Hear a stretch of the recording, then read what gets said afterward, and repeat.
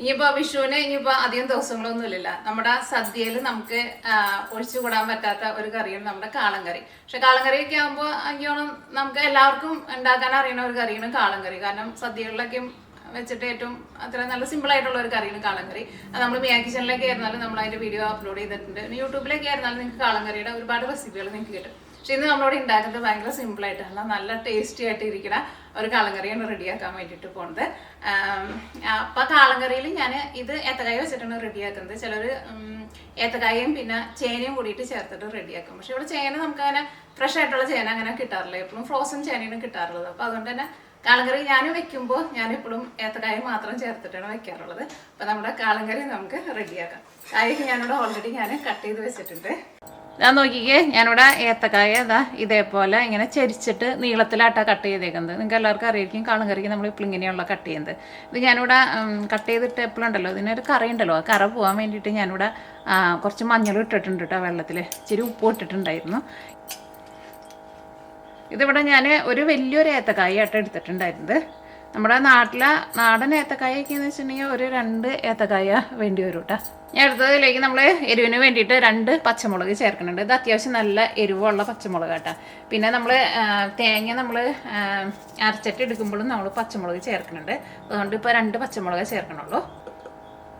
ഞാൻ അടുത്തത് ചേർക്കുന്നത് മഞ്ഞൾപ്പൊടിയാണ് ചേർക്കുന്നത്. ഇത് ടേബിൾ സ്പൂണാണ് കേട്ടോ. ടേബിൾ സ്പൂണിൽ ഇത്രയ്ക്ക് മഞ്ഞൾപ്പൊടിയാണ് ചേർക്കുന്നത്, ഒരു 1/4 ടേബിൾ സ്പൂണിൻ്റെ അടുത്തിട്ട്. പിന്നെ ചേർക്കുന്നത് കുരുമുളക് കേട്ടോ. കുരുമുളക് ഇത് ഞാനിവിടെ നാട്ടിൽ നിന്ന് കൊണ്ടുവന്ന കുരുമുളകാണ്, നമ്മുടെ വീട്ടിൽ മുണ്ടൂര് ഉണ്ടായ കുരുമുളക്.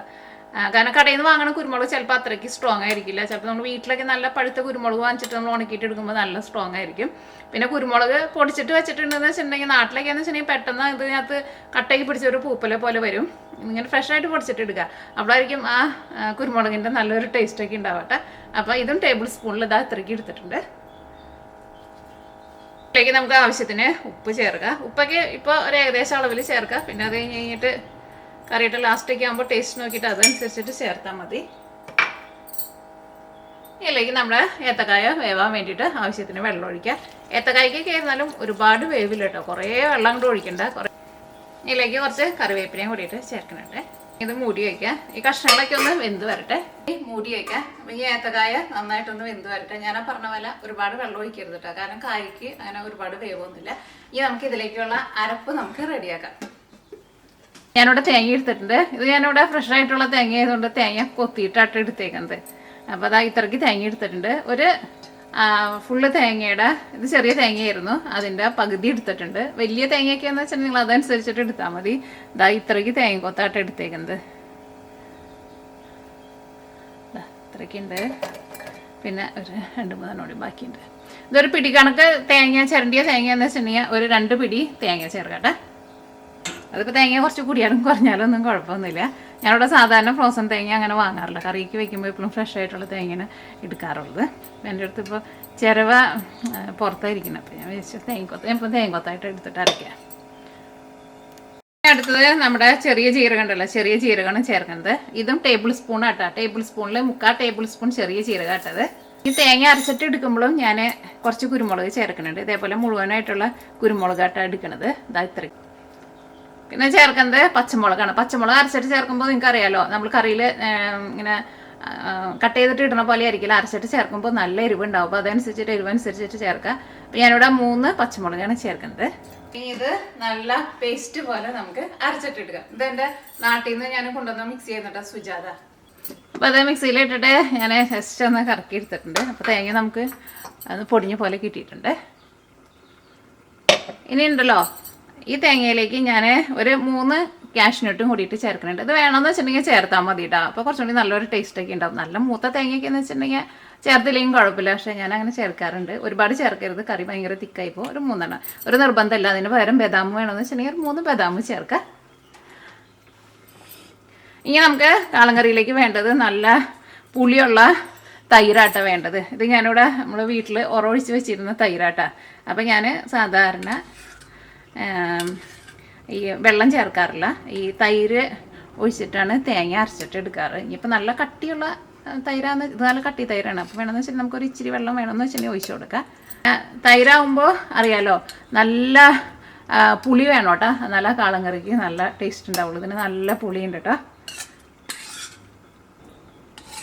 അപ്പോൾ ഇതേപോലത്തെ സ്പൂണിൽ ഞാൻ ഒരു 3 സ്പൂണ്, അങ്ങനത്തെ സ്പൂണ് നിങ്ങളുടെ വീട്ടിലേക്ക് ഉണ്ടാവില്ലേ, ഇതേപോലത്തെ സ്പൂണിൽ 3 സ്പൂൺ ഒഴിച്ചിട്ടുണ്ട്. നല്ല കട്ട തൈര്, നല്ല പുളിയുള്ള തൈര് ഒഴിച്ചിട്ടുണ്ട്.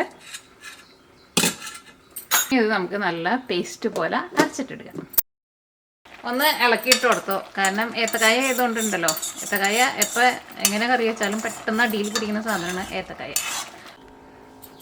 അത് നോക്കിക്കേ, ഇപ്പോൾ നല്ല പേസ്റ്റ് പോലെ ഇതാ അരച്ചെടുത്തിട്ടുണ്ട്. നല്ല പേസ്റ്റ് പോലെ അരച്ചിട്ട് എടുക്കണം കേട്ടോ. ഇത് ഉടഞ്ഞു പോയിട്ടില്ല. ഞാൻ തീ അത്യാവശ്യം നന്നായിട്ട് കുറച്ച് വെച്ചിട്ടുണ്ടായിരുന്നു. ഇനി നോക്കിക്കേ, ഇതിനകത്ത് നോക്കിക്കേ, ഇപ്പം അത് ഇത്രയ്ക്ക് അതിൻ്റെ കറിയുടെ ഒരു ചാറുള്ളൂ കേട്ടോ. ഇത്രയ്ക്ക് വെള്ളം മതി ഇതിനകത്ത്. തുടക്കത്തിലേ നമ്മൾ കുറേ വെള്ളം ഒഴിച്ചിട്ടുണ്ടെന്ന് വെച്ചിട്ടുണ്ടെങ്കിൽ നമ്മൾ തൈരും ഇതൊക്കെ കൊണ്ടിട്ട് ഒഴിക്കുമ്പോൾ കാളൻ കറി ഭയങ്കര വെള്ളം പോലെയായിട്ട് പുളിശ്ശേരി പോലെയാവും.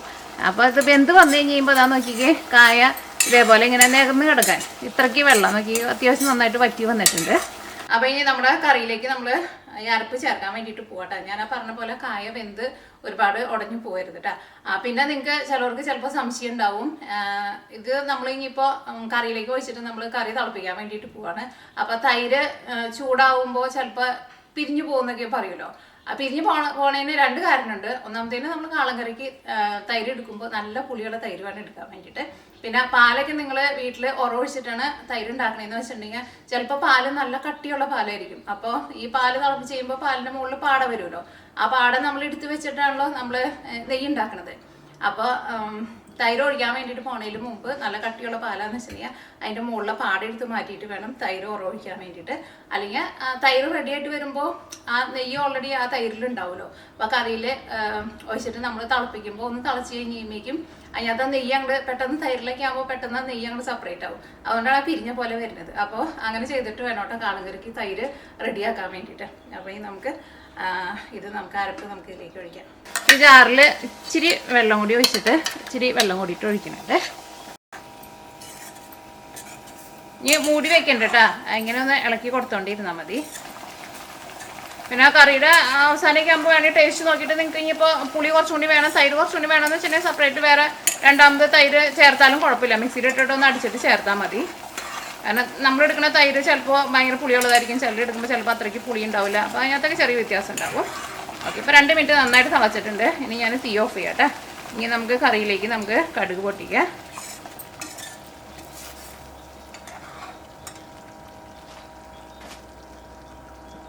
അപ്പോൾ നമ്മുടെ കറി ഉണ്ടല്ലോ, ഞാനിവിടെ മൺചട്ടിയിലേക്ക് ഒന്ന് പകർത്താട്ടെ. എന്നിട്ട് നമുക്ക് ഇതിലേക്ക് നമുക്ക് താളിച്ചിട്ട് ഒഴിക്കാം. അപ്പോൾ ഈ കറിയിലെ ഈ കായയ്ക്ക് നോക്കിക്കേ ഒട്ടും ഉടയാണ്ട് കിടക്കുന്നുണ്ട്. കാരണം വെന്ത് കഴിഞ്ഞിട്ടുണ്ടെങ്കിലുണ്ടല്ലോ കായ ഭയങ്കര സോഫ്റ്റ് ആവും. അപ്പോൾ കുറേ നേരമായിട്ട് വേവിച്ചിട്ടുണ്ടെങ്കിൽ ഉറപ്പായിട്ടും കറിയിൽ കായ ഒന്നും നമുക്ക് കിട്ടില്ല, ഉടഞ്ഞു പോകും. അത് പ്രത്യേകം ശ്രദ്ധിക്കണം കേട്ടോ. കറിയിലേക്ക് താളിച്ചൊഴിക്കാൻ വേണ്ടിയിട്ട്, അപ്പോൾ ഈ കറിയിലേക്ക് താളിച്ചൊഴിക്കാൻ വേണ്ടിയിട്ട് വെളിച്ചെണ്ണ ചേർക്കട്ടെ. അത് വെളിച്ചെണ്ണ കേട്ടോ. ഇവിടെ തണുപ്പൊക്കെ മാറി തുടങ്ങിയിട്ടുണ്ട്, പക്ഷേ അകത്തേക്കാണ്ട് അത്രയ്ക്കാണ്ട് ചൂടായിട്ടില്ല. ചൂടായിട്ടുണ്ട്. ഫസ്റ്റ് നമുക്ക് കടുക് പൊട്ടിക്കുക. അതേപോലെ തന്നെ കുറച്ച് ഉലുവയും കൂടിയിട്ട് ചേർക്കുന്നുണ്ട്. ഇത്രയ്ക്ക് ഉലുവ ചേർക്കുന്നുണ്ട് കേട്ടോ. ഉലുവയും നന്നായിട്ട് മുരിഞ്ഞോട്ടെ, കടുകിൻ്റെ ഒപ്പം തന്നെ ഇടാം. ഉലുവ മുരിഞ്ഞില്ല എന്ന് വെച്ചിട്ടുണ്ടെങ്കിൽ നമുക്ക് കടിക്കുമ്പോഴേ ഒരു കയ്പ്പ് രസം വരും. ശരിക്കും ഉലുവ ഒരു കരിഞ്ഞ പോലെ വരണം, അപ്പോൾ അതിൻ്റെ ഫ്ലേവർ ശരിക്കും വരാം. ഇനി അതിലേക്ക് നമുക്ക് വറ്റൽമുളക് ഇടാം, പിന്നെ കറിവേപ്പിലയും കൂടിയിട്ട് ഇടാം കേട്ടോ. ഒരു ചെറുതായിട്ട് ഒരു കളറിന് വേണ്ടിയിട്ട് ഒരു ഇച്ചിരി മുളക് പൊടിയും ഒരു ഇച്ചിരി മഞ്ഞൾപ്പൊടിയും ചേർക്കുന്നുണ്ട്. നമ്മുടെ കറിയിലേക്ക് ചേർക്കട്ടെ. അപ്പം ഇനി ഇത് കറിയിലേക്ക് നന്നായിട്ടൊന്ന് മിക്സ് ചെയ്ത് കൊടുക്കാം.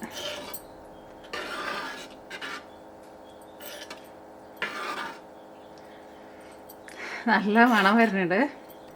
അപ്പം നോക്കിക്കേ, നല്ല ടേസ്റ്റി ആയിട്ടുള്ള നമ്മുടെ കാളൻ കറി റെഡി ആയിട്ടുണ്ട്. അപ്പം ഈ കറി ഞാനൊന്ന് ടേസ്റ്റ് ചെയ്ത് നോട്ടേട്ടാ. കറി കാണാൻ നല്ല നാളും ഭംഗിയുള്ള കറിയാണ്, നല്ല ടേസ്റ്റുള്ള കറിയാണ്. അത്യാവശ്യം നല്ല പുളി ഉണ്ടാവണം, അല്ലെങ്കിൽ ടേസ്റ്റ് ഉണ്ടാവില്ല. പിന്നെ ആ കുരുമുളകിൻ്റെ ഒക്കെ ഒരു ടേസ്റ്റ് ഉണ്ട്. പച്ചമുളക് അരച്ച് ചേർത്തിട്ടുണ്ട്, അതുകൊണ്ട് തന്നെ അത്യാവശ്യം നല്ല എരിവുണ്ട്. പച്ചമുളക് അരച്ചിട്ട് ചേർക്കുമ്പോൾ ഞാൻ പറഞ്ഞ പോലെ കറിയിൽ പച്ചമുളക് നമ്മൾ ഇടുന്ന പോലെയല്ല, അരച്ചിട്ട് ചേർക്കുമ്പോൾ അതിൻ്റെ ഡബിൾ എരിവ് ഉണ്ടാവും കേട്ടോ. അപ്പോൾ അതനുസരിച്ചിട്ട് വേണം പച്ചമുളക് ചേർക്കാൻ വേണ്ടിയിട്ട്. അപ്പോൾ നിങ്ങൾ വിഷുവിന് നിങ്ങൾ ട്രൈ ചെയ്ത് നോക്കാം, ഉറപ്പായിട്ട് നിങ്ങൾക്ക് നല്ല ഇഷ്ടം. അപ്പോൾ ഈ നമുക്ക് വേറൊരു വീഡിയോ ആയിട്ട് വേറൊരു ദിവസം വരാം കേട്ടോ.